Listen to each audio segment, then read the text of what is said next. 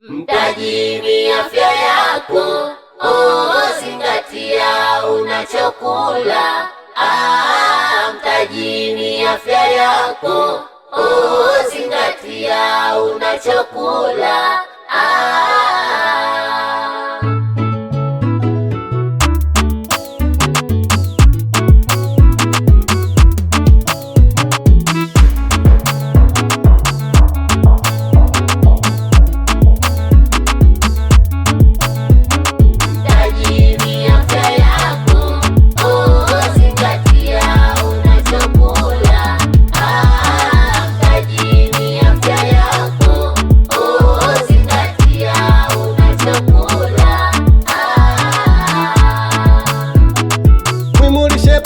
Kwenye mwili wa binadamu, zingatia mlo kamili uongeze utimamu.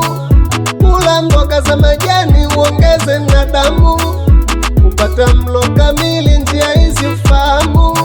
Nafaka, mizizi, ndizi mbichi, hakika utadunda. Nyama jamii ya mikunde, mboga mboga na matunda. Nafaka, mizizi, ndizi mbichi, hakika utadunda. Nyama jamii ya mikunde, mboga mboga na matunda. Watoto 0 mpaka 6 miezi wasiache kunyonya. Baada hapo chakula cha ziada, uli mzito majibu tayaona. Vijana rika bale, wavulana kwa wasichana, waongezewe chakula. Jukumu lenu baba na mama, na mama wajawazito wapate lishe bora. Wapewe vidonge vya damu wajifungue salama. Na mama wajawazito wapate lishe bora. Kichanga kitoke kizito kiwe na afya bora.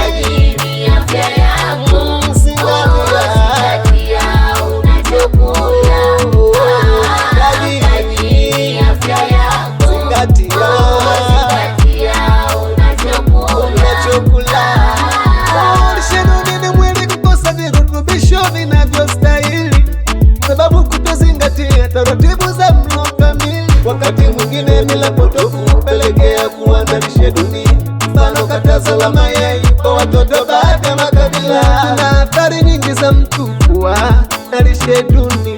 Mfano, utapia mlo, kilipa tumbo na mdomo wa sungula. Lishe duni kwa kina mama ndo kabisa changamoto. Kupungua damu mwilini, kuzaa watoto vilema, mimba kuharibika, kuzaa watoto njiti, yote husababishwa na lishe duni.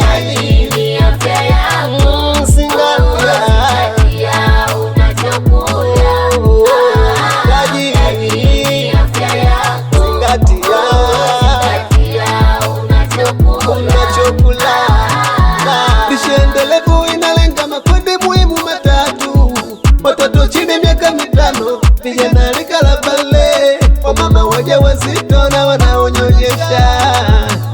Haya ndiyo malengo ya lishe endelevu: kupunguza vifo vya wamama wajawazito na watoto wadogo chini ya miaka 5, kupunguza udumavu wa mwili na akili kwa watoto, kupelekea wenza wa chini wa kufikiri, upatikanaji wa vyakula salama penye mchanganyiko na virutubisho bora. Haya sasa, anza kufuga.